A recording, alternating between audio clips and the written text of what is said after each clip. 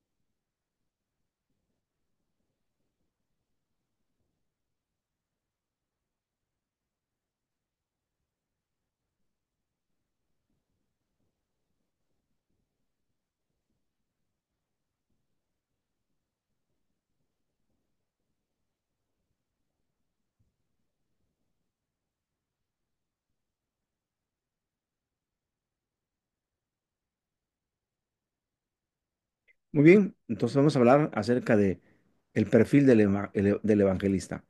Y uno de los primeros puntos que vamos a ver es a manera como nos vamos a introducir para trabajar un poquito acerca del evangelista y su perfil. Desde luego que todo el trabajo de evangelismo, es decir, toda la tarea evangelizadora, se debe centrar en la predicación de la palabra de Dios y en la salvación de las almas. El propósito, el corazón es predicar arrepentimiento. De eso se trata, implantar el reino de Dios. De hecho, la primera predicación de Juan el Bautista, allí en Mateo capítulo 3 dice que él venía anunciando el reino de Dios, dice, arrepentíos porque el reino de los cielos se ha acercado. Y la misma predicación la hace Jesús en el capítulo 4 de Mateo, del versículo 12 al 17, y en el verso 17 lo centra diciendo, arrepentíos porque el reino de los cielos se ha acercado. Y toda la predicación se centra en acercar el reino de Dios a las personas para que sean salvas. Así que tanto la palabra de Dios como el Espíritu Santo, estas, por así decirlo, herramientas, son vitales para alcanzar a las personas y que las personas sean transformadas. Las personas son transformadas por el poder de la palabra de Dios y por el poder del Espíritu Santo. Así que es vital que el evangelista se centre en la predicación de la palabra de Dios para conquistar almas para Cristo. Muy bien, la palabra de Dios y su Santo Espíritu transforman. Desde el principio, es decir, el Espíritu de Dios se movía sobre las haz de las aguas y la tierra estaba desordenada y vacía. Así que en la creación, Dios utiliza su palabra y su espíritu para ordenar todas las cosas y, y hacer, y hacer creación. Toda la imaginación fue plasmada, la imaginación de Dios fue plasmada en su obra perfecta, y en el sexto día hizo la obra perfecta que somos nosotros, el ser humano. Así que a través de cómo lo hizo, de su palabra y de su Santo Espíritu. Y ahora, en la nueva creación, ahora que estamos en Cristo, dice 2 Corintios 5:17, de modo que si alguno está en Cristo, nueva criatura es, las cosas viejas pasaron, he aquí todas son hechas nuevas. La nueva creación también se manifiesta de la misma manera. La palabra de Dios llega a las personas y es el Espíritu Santo el que toca a las personas, las transforma y las cambia. Nosotros, los evangelistas, no tocamos a las personas. Nosotros no cambiamos a las personas, pero nosotros, fíjense, predicamos la palabra de Dios. Y el Espíritu Santo es el que hace convicción de pecado en las personas y éstas se convierten y los hacen nacer de nuevo. Hay una nueva creación. Así que en la actualidad se sigue manifestando igual a través de su palabra y de su Santo Espíritu, pero lo va a hacer a través de nosotros, sus hijos, los cuales también nosotros estamos bajo el poder del Espíritu Santo y predicamos su palabra. Pareciera un juego como que un juego de palabras, pero en realidad es que la palabra de Dios está en nuestras vidas y su Santo Espíritu también. Y el Señor nos usa a nosotros para que a través de la palabra de Dios, que nosotros también hemos recibido, y el Espíritu Santo que lo da Dios, que no lo damos nosotros, el Espíritu Santo hace convicción de pecado con las personas, con los inconversos, y los convierte y los transforma. Así que, ¿cuáles serían las características que Dios requiere de una persona que desea evangelizar? Si usted, hermano, hermana, desea convertirse en un evangelista, bueno, el primer requisito es que usted debe de ser salvo, porque nadie da lo que no tiene. Primero hay que ser salvos. Es decir, que nosotros ya hayamos creído en Jesucristo, que nosotros ya le hayamos recibido en nuestro corazón, que nosotros hayamos hecho no solamente la fe personal, sino la fe pública, y la fe pública a través del bautismo en su nombre. Debemos estar seguros de que nuestra salvación es por los méritos de Cristo, no es por ningún mérito nuestro, no es por ninguna obra para que nadie se gloríe, sino todo es por la fe que es en Cristo Jesús, por lo cual somos salvos. Entonces, debemos estar en ese entendido. No por el tiempo que hayamos pasado en la iglesia. No es que si yo conocí la iglesia desde niño o desde bebé me trajeron a la iglesia. Y a veces nos confundimos y pensamos que la salvación se fue dando a través del tiempo. No, debe haber un antes y un después de Cristo. Y es cuando hay una, hay un toque especial, hay un día especial, hay un momento especial en que nosotros le rendimos nuestro corazón al Señor y le recibimos como nuestro Salvador y lo manifestamos públicamente a través del bautismo. El evangelista, amén de haber sido bautizado, amén de haber creído y aceptado a Cristo, entonces se debe cumplir lo que dice Efesios 2:10, que nosotros hemos sido hechos para hacer buenas obras. Y entonces vienen las buenas obras. Nosotros tenemos que tener una vida en santidad. Tenemos que apegarnos y ser obedientes a los mandamientos de Dios. ¿Por qué? Porque Dios es un Dios santo y requiere que también nosotros seamos santos. Así que un evangelista debe poseer el carácter de Dios, la santidad. Nuestra vida, nuestra vida personal debe ser congruente con la predicación del Evangelio. Es decir, vivir lo que predicamos y predicar lo que vivimos. Esa es una constante, porque Dios va a utilizar a estas personas, nos va a utilizar a nosotros ya siendo transformados por su palabra y por su poder. El Señor nos va a usar, el Señor nos va a utilizar porque sabe que somos vasos escogidos, porque sabe que somos vasos limpios y entonces en esa limpieza, en esa pureza, el Dios Todopoderoso podrá usarnos y nosotros sabemos que le obedecemos a Dios sus mandamientos por amor. Así que el evangelista, además de ser santo, de buscar la pureza, debe de ser un ser espiritual. Pues, quizás tenemos en nuestras congregaciones espirituales y carnales, y esa es una realidad. Ese es un decir que en el reino de Dios, pues va a ir creciendo tanto el trigo como la cizaña. Y a veces en nuestras comunidades de fe eh, podemos nosotros o ser espirituales o ser cristianos carnales. Pero aquí lo importante es de que un evangelista debe tener una calidad de vida espiritual que le permite en su interior verse consagrado a Dios y en su exterior a la misma gente, la misma familia, la misma iglesia, lo verá como una persona consagrada espiritual. Y quiero decirles que es Dios el que va a utilizar a estas personas, nos va a utilizar a nosotros como personas espirituales porque estamos vivos espiritualmente que podemos transmitir la vida a los que están muertos espirituales. La gente que está en pecado, la gente que está en maldad, viven, tienen casas, tienen auto, cuentas bancarias, viven, pero para Dios están muertos. ¿Por qué? Porque viven en sus delitos y sus pecados. Y en la naturaleza pecaminosa en la que viven, no se ha desarrollado la vida espiritual que solamente es en Cristo Jesús. Y nosotros que hemos recibido la vida del Espíritu, podemos nosotros transmitir también a los que están muertos la vida espiritual. Un evangelista, un cristiano, debe siempre brillar de humildad. Fíjense, brillar. Somos luminares en el mundo. Y entonces Dios siempre va a habitar en un corazón humilde y lo va a vivificar.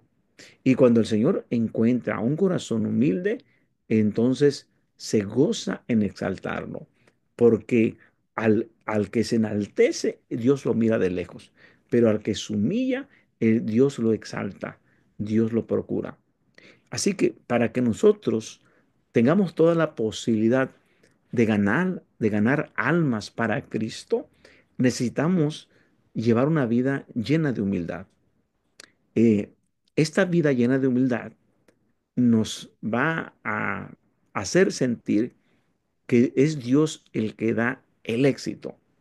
Es decir, toda la gloria, toda la honra y todo el poder es para Dios. Si nosotros le compartimos el Evangelio a alguien y alguien opta por el Señor, se bautiza y es transformado, no es algo que nos tenemos que parar el cuello y decir, es que yo lo evangelicé. Bueno, Dios me usó, pero en realidad es Dios el que toca el corazón. Y uno tiene que darle toda la gloria y toda la honra porque todo el éxito es de Dios. Y nosotros debemos estar obligados a darle la gloria a Dios. Recuerden que la predicación tiene tres objetivos principales. Tres objetivos principales. Salvar al perdido, edificar al creyente y dar la gloria a Dios. Si usted predica, tiene que hacerlo bajo esos tres eh, puntos importantes para que el perdido encuentre al Señor y sea salvo, para el que ha creído tenga una edificación en su vida espiritual, pero todo es para honra y gloria de Dios. No se le olvide. Debemos entonces también, aparte de la humildad, ser hombres y mujeres llenos de fe. Fíjense ustedes que los tres requisitos que marca Hechos de los Apóstoles, capítulo 6 para solamente escoger hermanos para trabajar en las mesas, es decir, para asuntos administrativos, de hacer dinero, guardar dinero, multiplicar el dinero y usar el dinero para comprar víveres, para atender a viudas, tanto judías como helénicas, usaron la fórmula de tres requisitos. Y uno de ellos, bueno, es de que deben de ser llenos de fe, de buen testimonio y llenos del Espíritu Santo. Tres requisitos. Y esos tres requisitos los deberíamos de tener todos nosotros. Tenemos que tener una fe tan importante que, que, que, que nos haga ser salvos. Y la fe ni siquiera es de nosotros, es un don de Dios, es un regalo.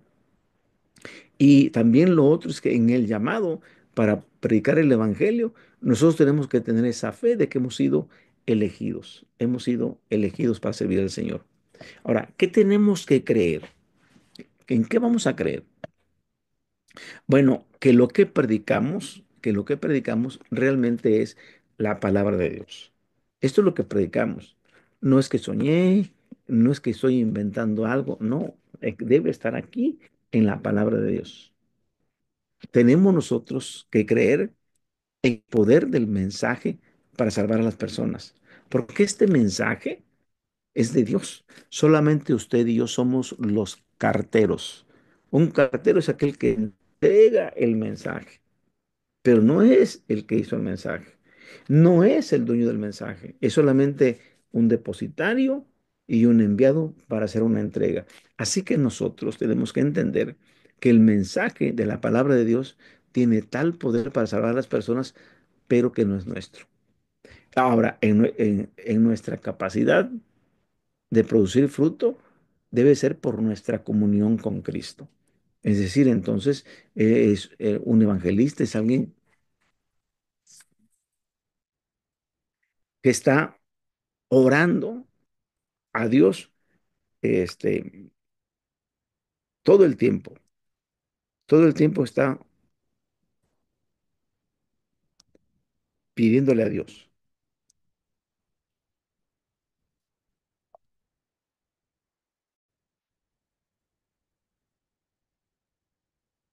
En nuestra capacidad entonces de que entendemos que Dios es el que toca a las personas.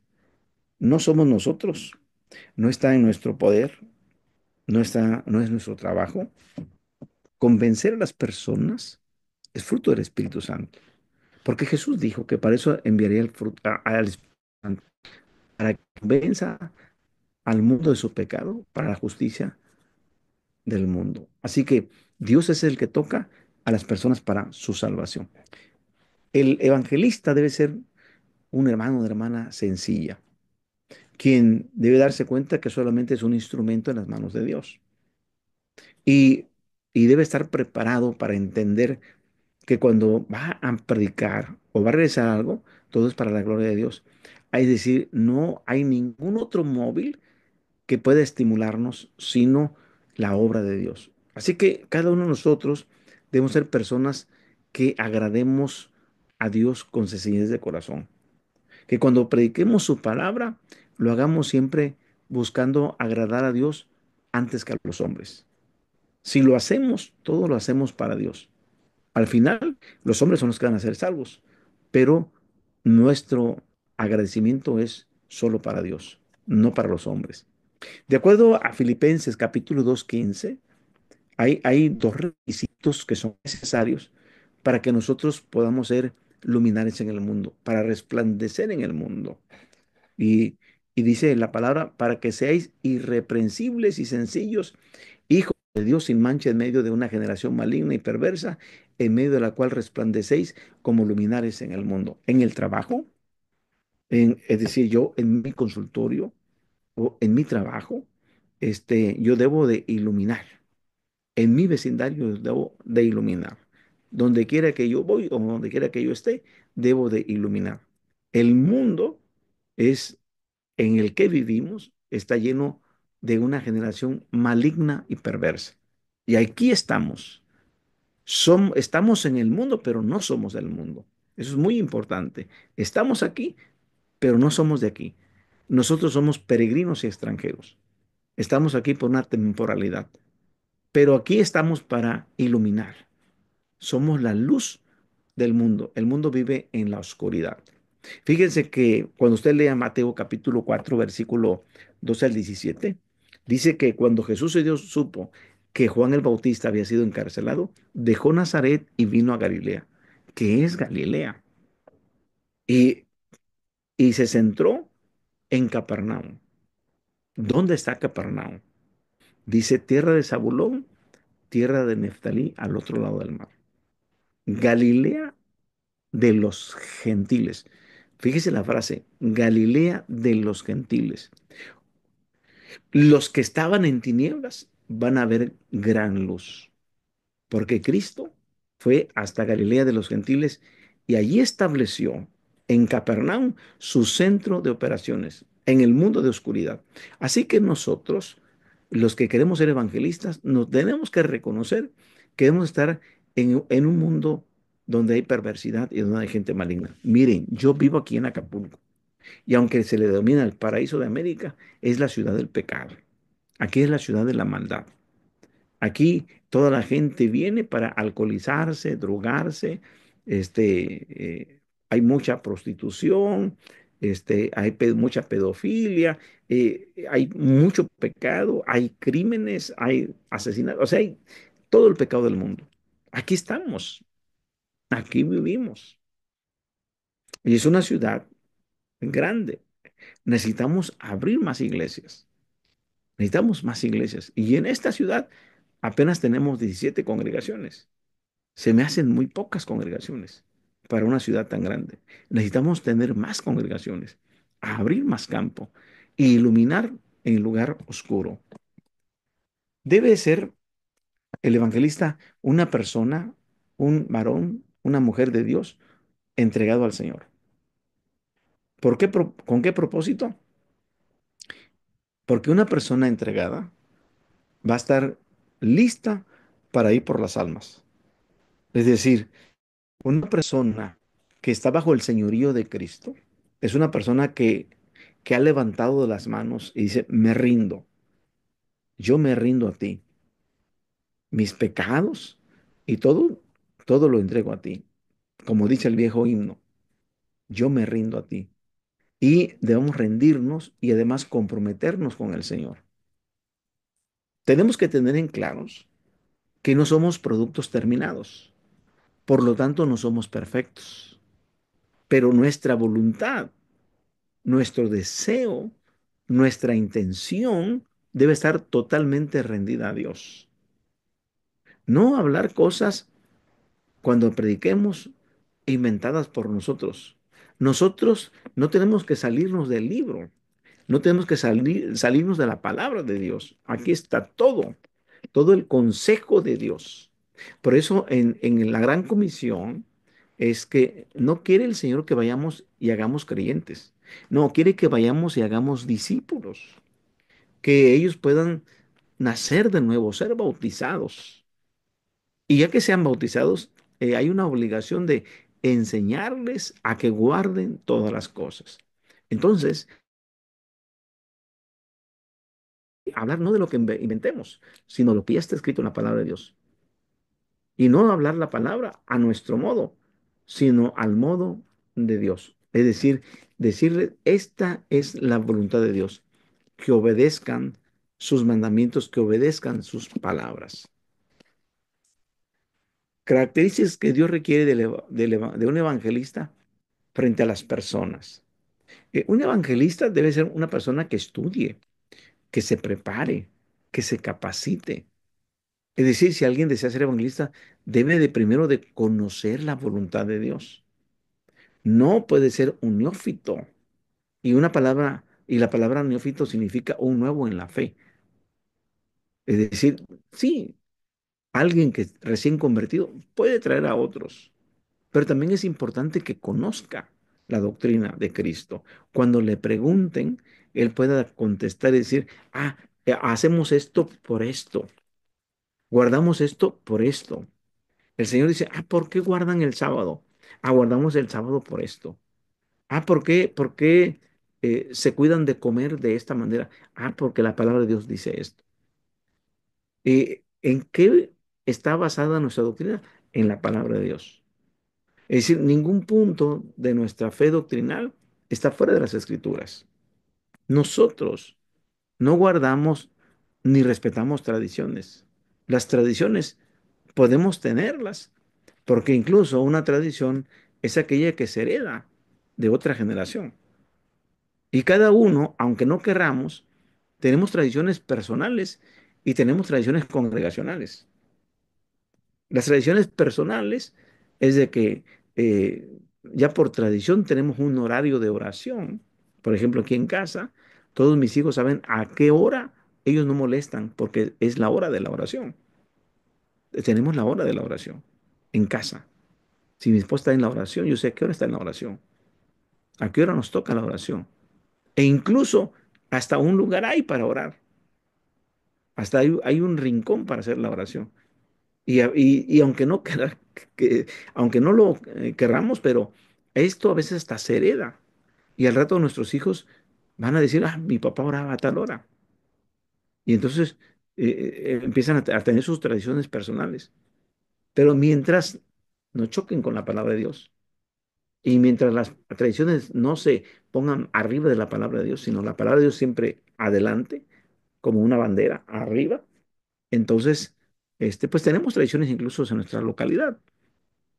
Y en algunas localidades aquí en el país tienen la tradición de leer los 10 mandamientos el sábado.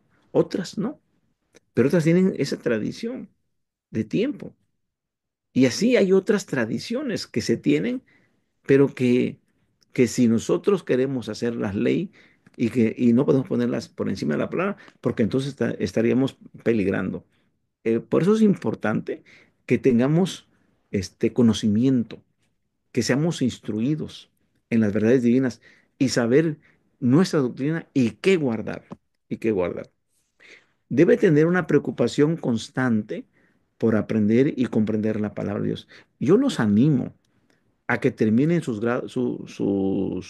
eh, su tiempo de estudio aquí en el CEBAI. Yo los animo a que si son alumnos de primer año, terminen, pasen al siguiente año con las siguientes asignaturas, con las siguientes materias y cumplan con sus maestros, con sus tareas, con el propósito de aprender, no solamente de buscar una calificación, sino de considerar que lo que están aprendiendo les va a ser útil para el servicio.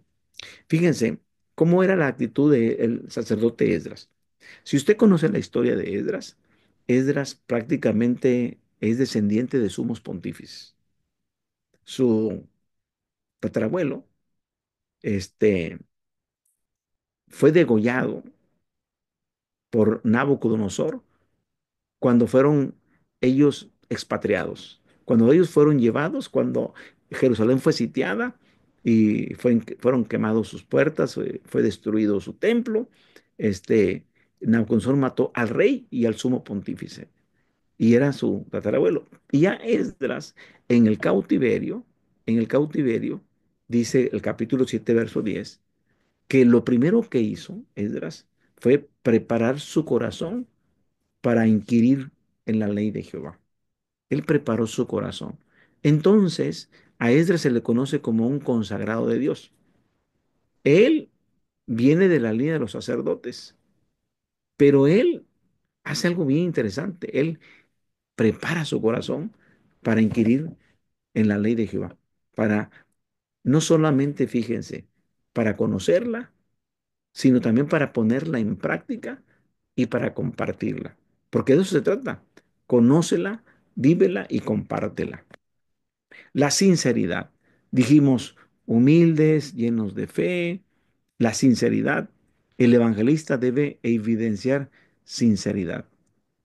Porque cuando nosotros estamos compartiendo la palabra con los inconversos y al estar evangelizándoles, ellas se ven convencidas por nuestras palabras, pero también al darse cuenta de nuestra sinceridad. Y esta pues es la raíz de todas las virtudes. Debemos hablar de la palabra de Dios desde el fondo de nuestro corazón, no de labios y para afuera, sino de dentro del corazón. Si nosotros abundamos de palabra en el corazón, Bueno, de la abundancia del corazón hablará la boca. Si nosotros leemos la palabra, va a estar el Espíritu Santo recordándonos la palabra. ¿Cómo nos va a recordar el Espíritu Santo las palabras del Señor si no le metemos palabra de Dios a nuestra vida, a nuestro corazón? Así que es bien importante ser sinceros y amorosos. El amor. Nosotros como evangelistas debemos de apasionarnos y tener amor por las almas, porque se están muriendo. Y cuando nosotros nos enternecemos por llevarles la palabra, porque estamos de la misma manera con que nos amó el Señor, con que nos amó el Padre y nos amó el Señor, porque Él vino a morir por nosotros. Y dice Juan 17, 18, así yo los he enviado al mundo. Y en Juan capítulo 20 dice, como el Padre me envió, dice, yo así los envío a ustedes. Las personas que evangelizamos deben no solamente saber, sino también deben sentir que uno les ama de verdad, que uno quiere a las personas, que uno tiene compasión de ellas y que tiene amor para ellas, como Dios también a nosotros nos amó. Y algo que es bien importante, bueno, es de que nosotros debemos de predicar la palabra con fervor, con emoción, con emotividad. Si se acuerdan cuando hablamos de las transiciones, y sobre todo una transición que es muy especial, pasando de la introducción al evangelio, cómo es que cuando nosotros lo hacemos fervoroso, cuando nosotros tenemos emoción en nuestras palabras y lo hacemos con naturalidad, le decimos a las personas, mire, cuando yo le pregunté la primera pregunta y usted me la respondió, pensé, tengo buenas noticias para usted. Pero luego, al escuchar la respuesta a la segunda pregunta, quiero decirle, don Víctor, que tengo las noticias más maravillosas que usted jamás ha escuchado. Y lo tenemos que hacer con fervor, lo tenemos que hacer con emoción. Romanos capítulo 12 verso 11 dice, ¿cómo debe de ser nuestro espíritu para servir al Señor? Debemos ser fervientes en espíritu. Debemos de predicar la palabra de Dios con, con fervor. Bueno, de esta manera cerramos esta parte hablando del perfil de aquel que evangeliza o de aquel que quiere evangelizar. Y ahora me gustaría que tocásemos otro punto.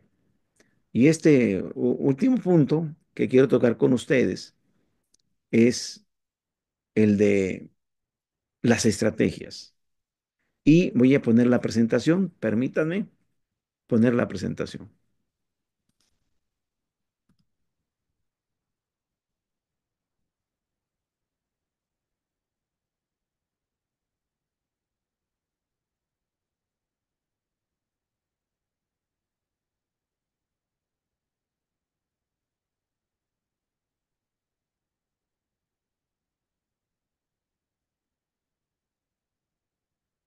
Estrategia de un evangelismo personal. Fíjense que durante la cursada vimos durante varias semanas lo que significaba el sistema de evangelismo explosivo, como una estrategia de un evangelismo personal. Y la palabra estrategia viene del griego stratus.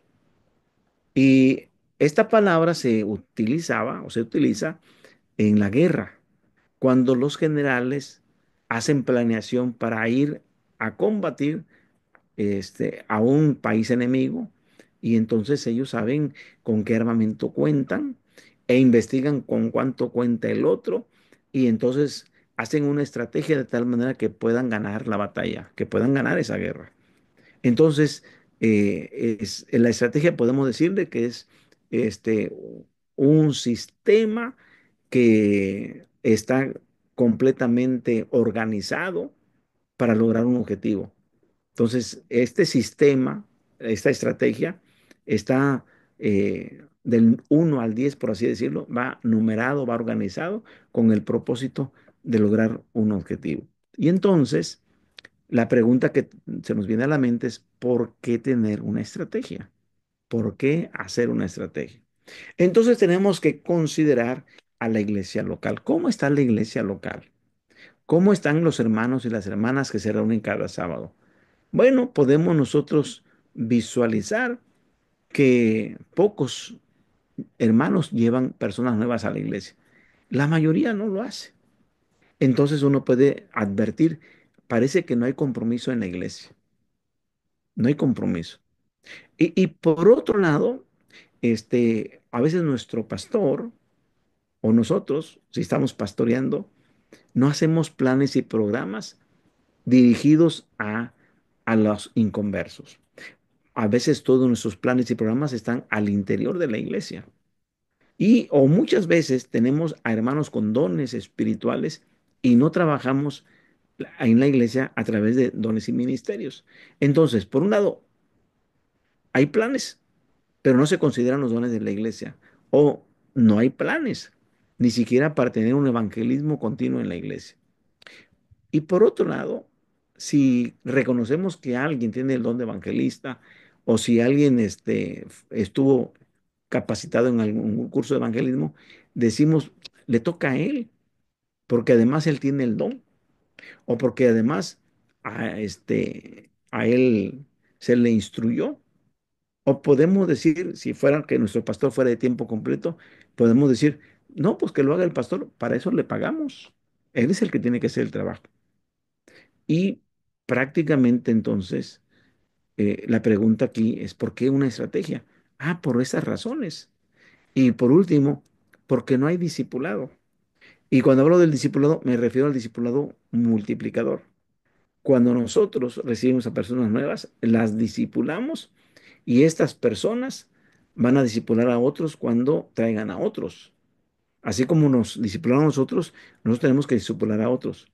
Entonces, muchas veces no hay un discipulado, la gente la bautizamos y la dejamos, la soltamos, ya se bautizaron, a ver, háganle como puedan, ahí váyanse a la banca y ahí, y están recién bautizados 1 año, 2 años, pero fíjense, estadistas que dicen, una persona que se bautiza y en 2 años no, no genera don ni ministerio, lo más probable es que se vaya de la iglesia.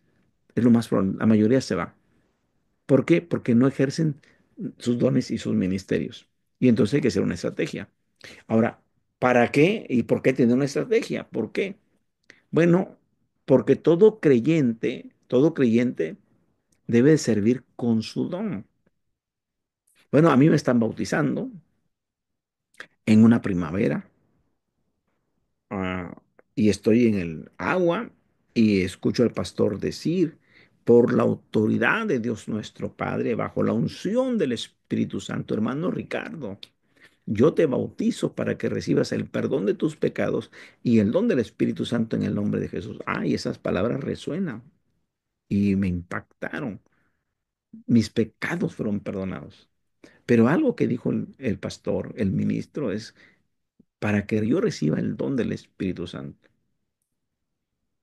Y a veces nos pasa, queridos hermanos, queridos alumnos, y a veces nos pasa que ni siquiera recordamos cuál fue el día en que Cristo vino a mi vida.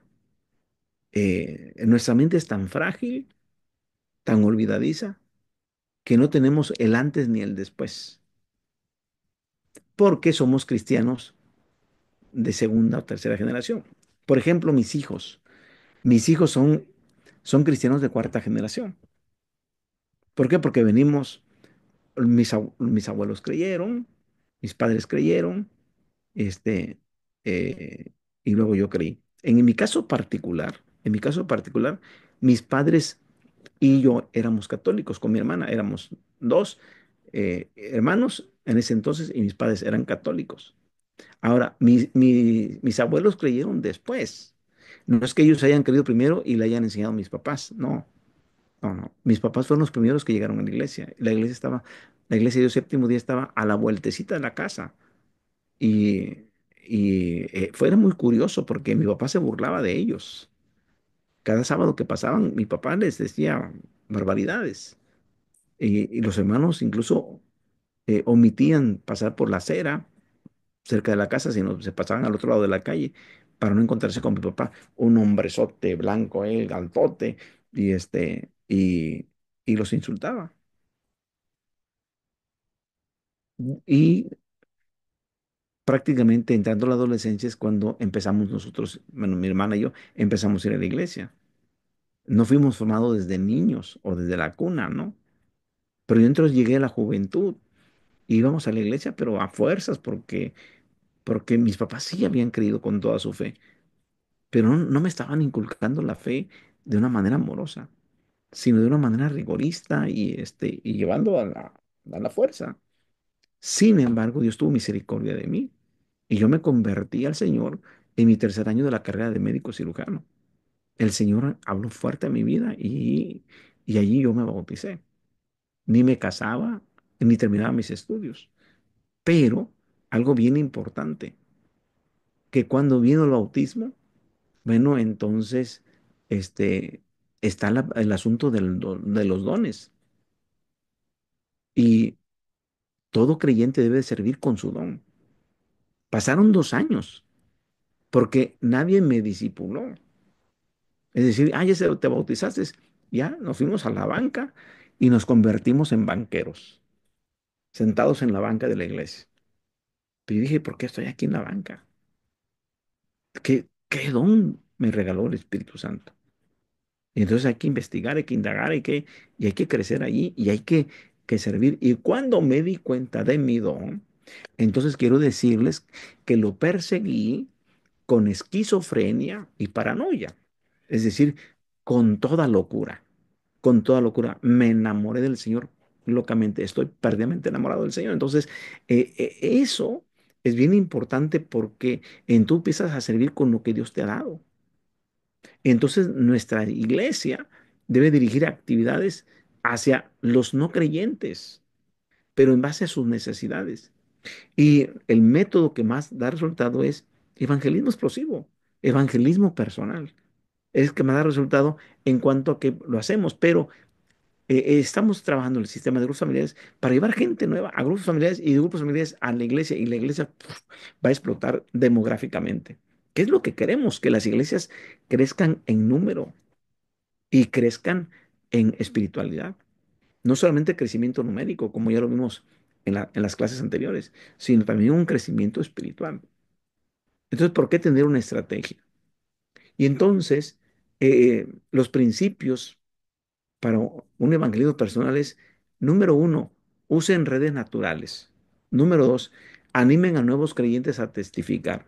Número tres, apunten hacia los influyentes. Número cuatro, consideren las barreras culturales y sociales de su comunidad. Y número cinco, busquen un terreno en común. Repito, redes naturales, nuevos creyentes para testificar, animarlos. Los que han creído nuevos y se han bautizado, luego mándenlos a evangelizar. Y busque hacer una estrategia para apuntar hacia los influyentes. Consideren si en su país hay barreras culturales y sociales. ¿Cómo podemos trabajar con eso? Y por último, busque un terreno en común con aquellos que son inconversos. Yo estoy en la iglesia o actividad en la iglesia. Entonces vamos a ver punto por punto para que le podamos entender a este negocio, este asunto. Número uno, usar redes naturales. Cada uno de nosotros tiene su red de amigos, sus mejores amigos, sus familiares, sus vecinos, sus compañeros de trabajo, sus compañeros de escuela y, y además otros con que de una manera tenemos un contacto regular. Es decir, con el que me da mantenimiento al auto, con la persona que me corta el cabello cada 15 días. Tenemos nosotros un trato regular con ellos. Es un contacto de nosotros. Y son nuestras redes naturales.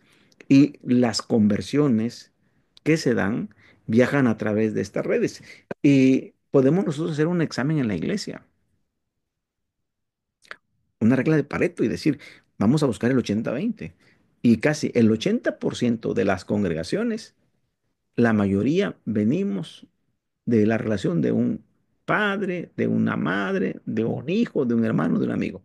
Es decir, todas las personas que nos hemos convertido somos la causa de la oración de una mamá, de un papá, de alguien que conocemos íntimamente y nos presentó el Evangelio.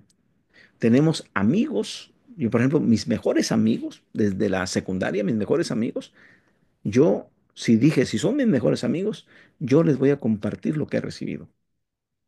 Y emocionado, me dijo, un amigo mío que se fue a Estados Unidos, voy para México. Yo te recibo aquí en mi casa. Voy con mi esposa y con mis hijos. Vente. Voy de vacaciones 2 meses. 2 meses. 2 meses todos los días, compartirle, compartirle. Se fue bautizado. Se fue bautizado. Y tenemos más de 30 años. Y le hablo por teléfono, firme en la iglesia. Estoy aquí. Estamos trabajando. Ya los muchachos se casaron. Qué bueno. El otro, mi otro amigo, estudiamos juntos en la universidad. Nos graduamos de médicos. Él también se casó en la iglesia. Él era el único de toda su familia que se había convertido. Después, a través de él, su familia, sus hermanos, y ya fue toda otra cadenita. Se casó con una hermana de la iglesia y él ya duerme en el Señor. Pero son mis amigos. Entonces, tenemos redes naturales. Las conversiones van a viajar a través de esas redes. Porque el Evangelio es como la electricidad, sigue el rumbo de menor resistencia. Sigue el rumbo de menor resistencia. Ok, vamos a ver algunos ejemplos de las redes que fueron usadas. Por ejemplo, en Mateo capítulo 9, del 9 al 10, la red de los publicanos. Ahora, imagínese usted, si vamos al texto bíblico, Mateo capítulo 9, 9 al 10. Mateo, el escritor, es un publicano, es un cobrador de impuestos, el apóstol, el que escribió el Evangelio. Y dice la palabra aquí, en el capítulo 9, versos 9 y 10. Pasando Jesús de allí vio a un hombre llamado Mateo, es el escritor de este Evangelio, que estaba sentado al banco de los tributos públicos. Le dijo, sígueme, y se levantó y le siguió. Verso 10. Y aconteció que estando él sentado a la mesa en la casa, he aquí que muchos publicanos y pecadores que habían venido se sentaron juntamente a la mesa con Jesús y sus discípulos. Este publicano invitó a otros publicanos, que era un publicano, era un cobrador de impuestos, era un judío, era un traidor a la patria. Y sin embargo, él, cuando le dijo Jesús, sígueme, él lo siguió, dejó el trabajo, tiró el banco, dejó el dinero, entregó las cuentas, aquí están, háganle como quieran, yo ya no regreso aquí, me voy. Pero invitó en su casa a otros, es la red de los publicanos. En Juan capítulo 1, 40 al 41, vemos nosotros cómo Juan el Bautista señala a Cristo Jesús, dice, he allí el Cordero de Dios que quita el pecado del mundo. A Andrés, que era discípulo de Juan, le dice, ese es el Cordero de Dios, sí. Y Juan lo empezó a seguir con otro. Y cuando Jesús voltea, le dijo, ¿por qué buscáis? Dice, ¿dónde tú vives? Cuando miramos nosotros que Andrés, después de estar con Jesús, se encuentra con su hermano Simón. Le dice, hemos encontrado al Mesías, y va y se lo presenta. De esa manera su red dio cumplimiento. En Juan capítulo 4, verso 28 al 30, está la mujer de la ciudad de Sicar de Samaria. Esta mujer reconoce al Mesías en el pozo de Jacob, y solo porque le dice toda su vida, me dijo toda mi vida, 5 maridos he tenido, con el que vivo no es mi marido. Y entonces trabaja con ella, y ella va y comparte a la comunidad de donde ella vive, a la gente conocida de la ciudad. En Lucas capítulo 8, versículo 39, aquí tenemos la historia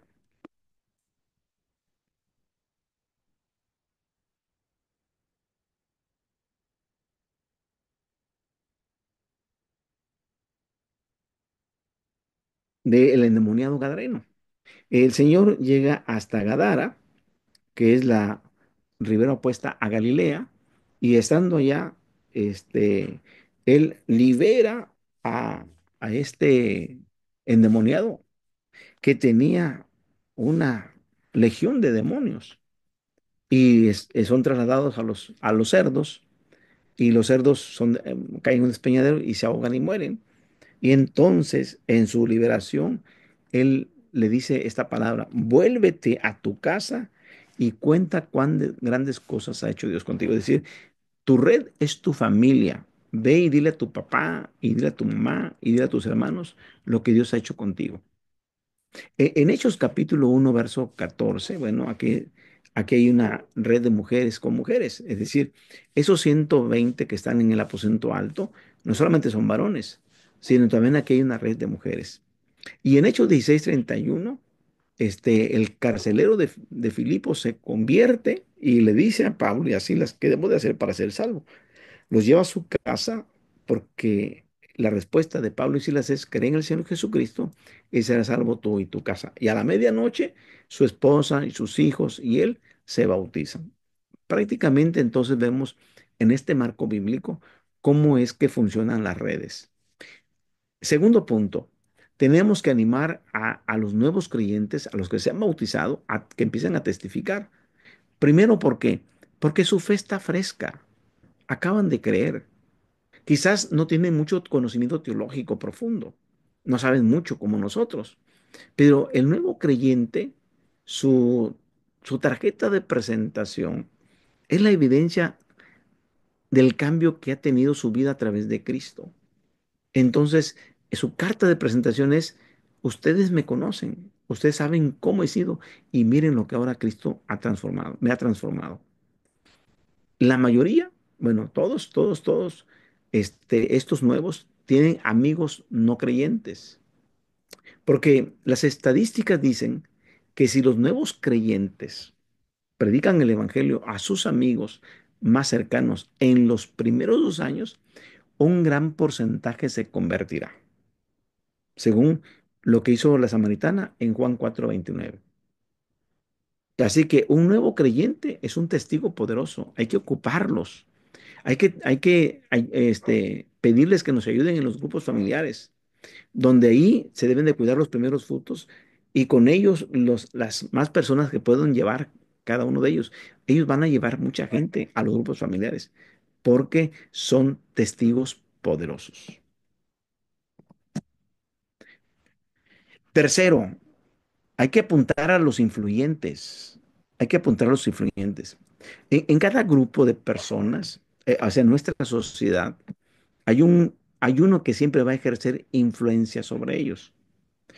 Por ejemplo, fíjense, en un equipo de fútbol, a alguien le ponen el brazalete capitán y debe ser alguien que influya en el ánimo de sus compañeros, alguien que tenga carácter, que tenga experiencia y que sea arrojado para el fútbol. Y entonces él va a levantar el ánimo de sus compañeros. ¿Por qué? Porque su reputación se lo va a permitir, porque su influencia se lo va a permitir. Pero cuando personas como estas, el comisario municipal, el presidente municipal, el director de la escuela primaria, el director del jardín de niños, la directora, cuando nosotros tenemos que apuntarle hacia personas que ejercen influencia, entonces estas personas serán ganadas para Cristo y es más probable que todos los demás le sigan. En una familia, si nosotros decimos aquí en esta familia, ¿quién es la de influencia? En una de las iglesias que yo pastoreé, visité una familia y había una señora que era la abuela y esa abuela tenía tal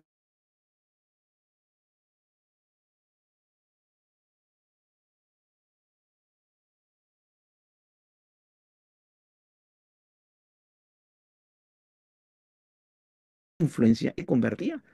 Así fue. Entonces, pégale al de arriba para que caigan los de abajo. ¿Por qué? Porque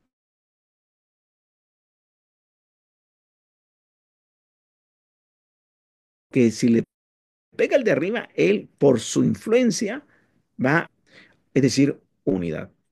Está dispuesto también a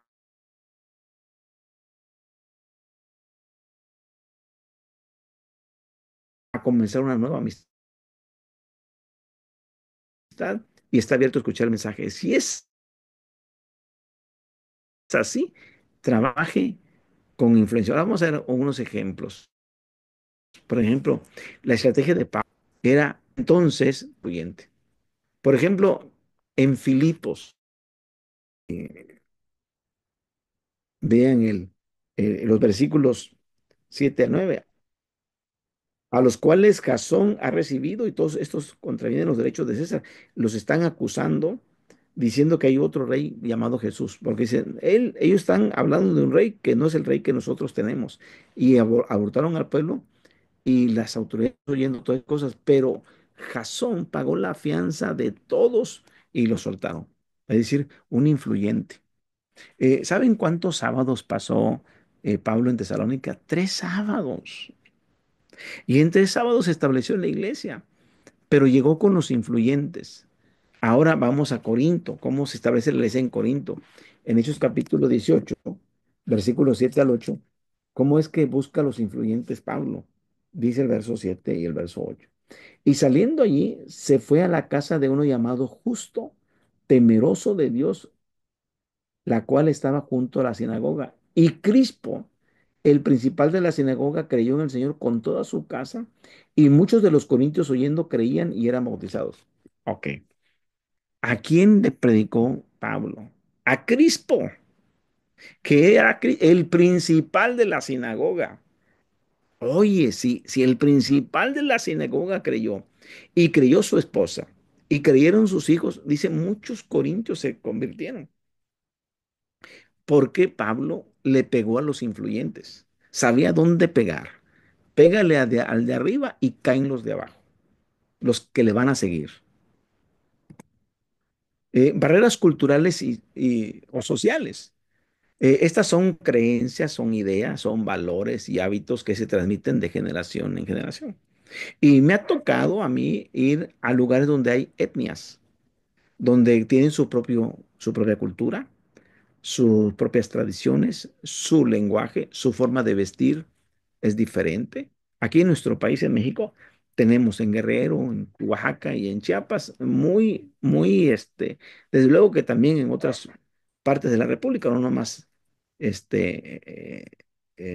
estos 3 estados, incluso Yucatán, etcétera, donde todavía hay mayas, es decir, son personas que tienen su propia creencia, sus propias ideas, incluso sus propios lenguajes y palabras que a veces no les entendemos, y sus propios hábitos. Y eso van transmitiendo de generación en generación. Su forma de vestir, su forma de vestir. He ido a Guatemala a predicar en zonas donde las mujeres traen su forma de vestir típico y tienen su propia cultura y tradición. Y así van a los cultos. La gente puede tomar una decisión por Cristo y aceptar que se les siga visitando para estudiar la palabra de Dios, pero muchas veces vacilan en asistir a la iglesia. Porque le dicen, te invito a mi templo, te invito y dicen, no, yo no creo, no quiero acompañarte, no quiero que mi familia, mi comunidad me vea que yo entre ahí. Porque luego llegan allí y dicen, bueno, ¿a quién adoran? No hay nada, no hay imágenes, no hay nada que adorar. Pero por lo regular vacilan para asistir a la iglesia. Entonces, no los lleves a la iglesia. Procura entender su cultura y procura pues, también aceptar su vida social, cómo es que ellos viven. Y estas barreras impiden a que tomen algunas decisiones. Pero cuando lo llegan a hacer, quiero decirles que son tan sinceros en su fe que hacen cultos todos los días. No son como en la ciudad, que en la ciudad tenemos nomás el culto del sábado o el culto del miércoles o del viernes. No, allá todos los días, todos los días. Estuve hace unas semanas visitando una iglesia que tiene su propia cultura y su forma de pensar. Y me dijo, hermano Richard, nosotros en pandemia nunca cerramos el templo. Así la gente se estuviera muriendo, así la gente se estuviera enfermando. Nosotros nunca lo cerramos. ¿Pero por qué? No, no, porque así es nuestra forma de ser, nuestra tradición, así es. Así entendemos a Dios. Vale, está bien. Yo no le reproché ni le dije nada, pero es una comunidad, no están en la ciudad. Y muchos así en Chiapas, no cerraron sus templos, los dejaron abiertos, se contagiaron, se contagiaron. La gente se murió, la gente se murió, pero tienen sus propios valores, sus propias ideas, sus propios hábitos y los van pasando de padres a hijos, de padres a hijos. Y son barreras a veces para nosotros a la hora de predicar el Evangelio y tenemos que entenderlas. Y por último, me parece que es el último punto, buscar un terreno en común. Un terreno en común significa que entre creyentes y no creyentes hay un terreno en común, donde hay actividades que son comunes para creyentes y no creyentes. Y aquí en la diapositiva podemos ver la zona roja, este, los no creyentes, la zona azul, los creyentes, pero hay una franja negra, un pasillo. En ese pasillo están prácticamente las actividades que son comunes para un grupo como para el otro. Y a eso le vamos a llamar terreno en común. Y este se va a utilizar para que aquí, en ese terreno en común, desarrollemos relaciones interpersonales con ellos y poderles comunicar el Evangelio. Por ejemplo, tenemos nosotros que, como cristianos, como creyentes, tenemos actividades cristianas, asistencia a la iglesia, predicación en grupos familiares, asistencia a los hospitales, etcétera. Actividades de los no creyentes. Ellos van a fiestas, celebran algunas festividades de tipo civil como religioso, tienen sus bailes, hacen actividades que nosotros, si estamos en el área de los creyentes, como cristianos, que acá no podemos estar, ni tomando con ellos alcohol hasta emborracharnos, ni bailando, ni disfrutando de sus chistes obscenos, no, no, no, no podemos estar acá. Y ellos tampoco pueden estar acá con nosotros asistiendo a la iglesia, cantando alabanzas, ¿no? Pero entre los dos hay un terreno en común. Puede ser que a los dos nos guste el fútbol. Y entonces decimos, los jóvenes, vamos a tener un partido de fútbol. Y los jóvenes invitan a sus amigos que no son convertidos y hacemos un partido solteros contra casados.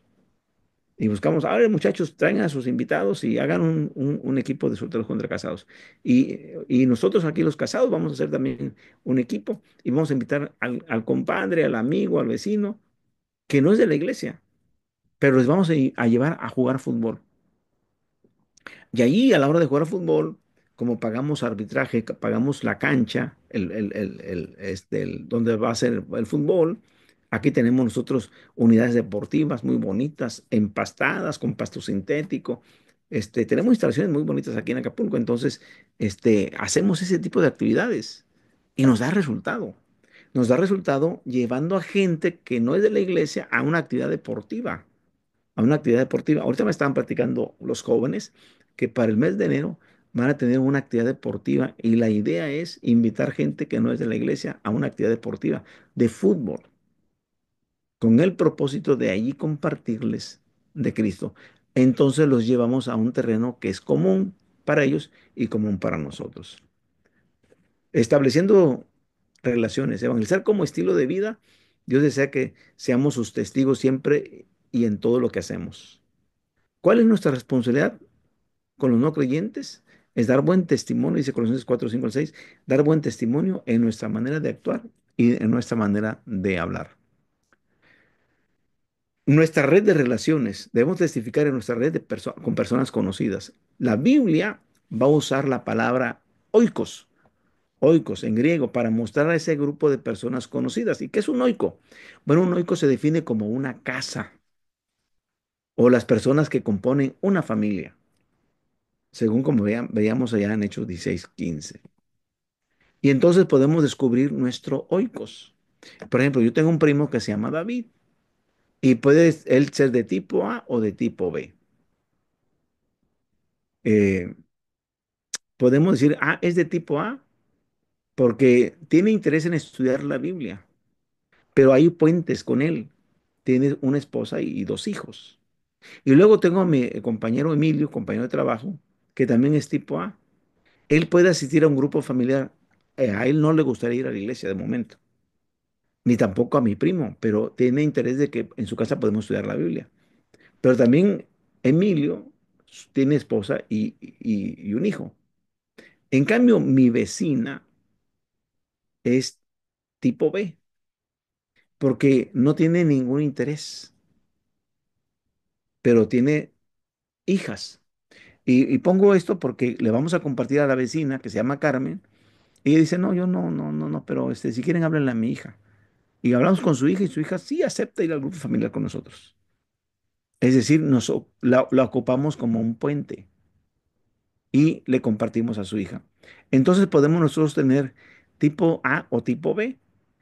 Aquellos de tipo A son aquellos o que tienen interés en estudiar la Biblia en su casa, o tienen interés de asistir a algún grupo familiar, o tienen interés de ir a la iglesia, a un culto. Entonces son tipo A. Y el tipo B es aquella persona que no tiene ningún interés, pero tiene puentes, un esposo, hijos, y que dice, bueno, yo no puedo por mi trabajo, pero háblenle a mi esposa. Yo no puedo por esto y lo otro, pero háblenle a mis hijos. Entonces son tipo B y tipo A. Desarrolle relaciones. Aquí es bien importante las relaciones interpersonales. Nosotros todos tenemos conocidos que no son creyentes, pero muchas veces no permitimos relacionar con ellos de manera profunda. No nos hacemos sus verdaderos amigos y tenemos que tener raíces profundas con ellos. A veces nosotros tenemos ideas falsas sobre los no creyentes, como por ejemplo, son unos miserables, no tienen nada que llene su ser, entienden su pecado, pero están corriendo lejos de Dios, no aceptan que se les hable de Dios y tienen miedo a la muerte y están preocupados por la eternidad. A veces pensamos así y tenemos esas ideas de los no creyentes. ¿Qué podemos hacer para mejorar nuestras relaciones? Aprende a escuchar, escuche, mirándolo a los ojos, préstele toda la atención y vaya preguntando y mostrando interés y emoción en su charla, en su plática. Y llegamos y escuchamos a una mujer que ha perdido una hermana y la estamos escuchando, le damos su tiempo, su time, le damos su tiempo, la estamos oyendo y le estamos mirando a los ojos. Está llorando porque hace un mes que enterró a su hermana. Y le dije, oiga, pero su hermana creyó en Jesús. Ella se bautizó en nuestra iglesia y solamente hemos venido a orar por ustedes. Y entonces eh, las aprendimos a escuchar y después ella solita dijo, eh, ¿dónde se reúne? Ella preguntó, ¿dónde se reúne? Tenemos nosotros que mostrar una amistad verdadera, sincera. Nosotros no fuimos con la intención de decir, ¿por qué no se reúne? ¿Por qué no viene a nuestra iglesia? No es el momento. Hay solamente que orar porque Dios consuele su corazón, porque Dios les conforte. Les llevamos una bolsa de galletas. Disfrútenla con su café. Mira, este es un obsequio.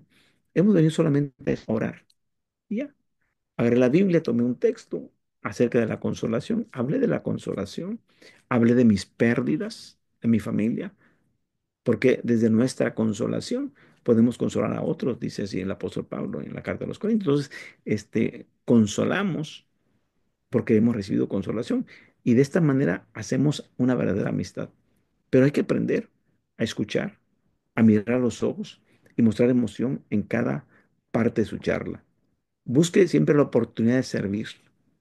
Nuestro trabajo de evangelización no solamente está enfocado en el área de la mente, porque a veces queremos convencer a la persona y ganarla para Cristo, pero entonces nuestra estrategia será debate de argumento, debate de argumento. Pero si nosotros nos enfocamos en el amor, en el servicio, podemos ir directamente al corazón, sin ir solamente a la mente. Porque a la mente podemos decir, mira, yo creo en esto por esto, y como dice la Biblia, y como así, debate y argumento, debate y argumento. Actuemos a veces de manera diferente. A veces poniéndoles un pan en la mano, poniéndoles un abrigo en su espalda, o nos interesamos en ellos y tratamos de servirles. Entonces, en lugar de llegar a la mente, llegamos al corazón. Muy bien, hemos concluido esta serie de temas y hemos concluido con nuestro curso, nuestra cursada de evangelismo.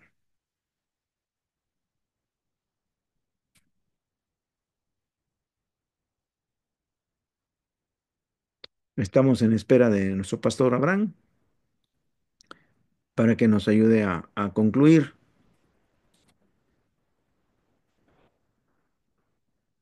Hola, pastor. Regálame un segundito, por favor. Sí,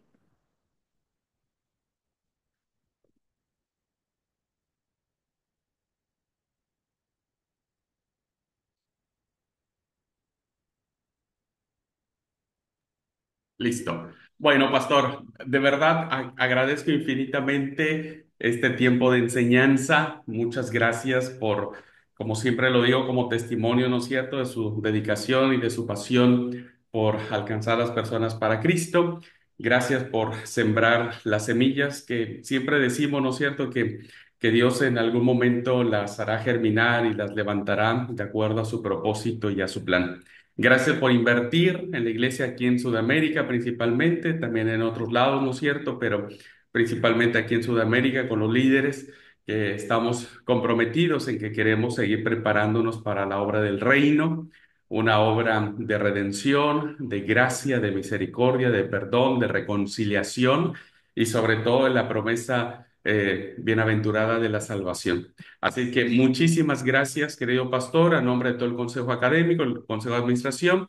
Le agradecemos muchísimo. Le pido a todos los alumnos que puedan ponerse al corriente con sus tareas. Ustedes tienen el teléfono del profesor para que puedan enviar sus tareas y puedan aprobar la materia. Y bueno, vayan a vacacionar tranquilamente, ¿ok? Y si no, igual nos vamos a ver en la época de recuperatorio para aquellos que desean recuperar la materia. Pues pastor, si usted me permite hacer una oración para cerrar este tiempo, vamos a orar a Dios. Padre amado, te damos muchas gracias por este tiempo, gracias por tu amor, por tu misericordia. Gracias, Señor, por ser el Dios de salvación universal, el Dios que envió a su Hijo Jesucristo para morir por nosotros y darnos vida eterna. Gracias, Cristo, por convertirte, oh Señor, en esta buena noticia de gracia, de misericordia y de reconciliación. Padre, danos la fuerza y el poder de tu Espíritu Santo para convertirnos en una iglesia misionera, en una iglesia que no sea doméstica, sino en una iglesia que se preocupe por salvar y alcanzar al mundo para ti en el nombre de Jesús. Gracias por esta cursada, Señor. Ruego que cada alumno haya sido movido por el Espíritu Santo para reflexionar sobre nuestra tarea de ser embajadores de Cristo en la tierra.